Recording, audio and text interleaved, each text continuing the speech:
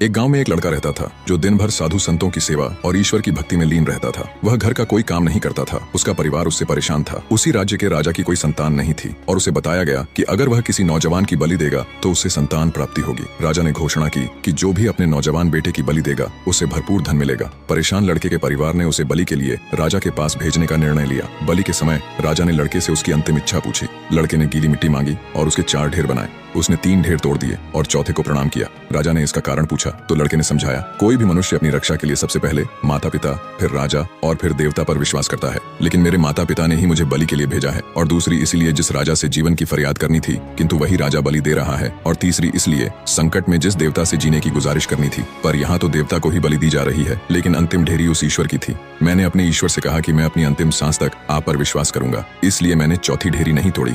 लड़के की बातों से प्रभावित होकर राजा ने उसकी बलि देने का विचार त्याग दिया और उसे अपना उत्तराधिकारी बना दिया।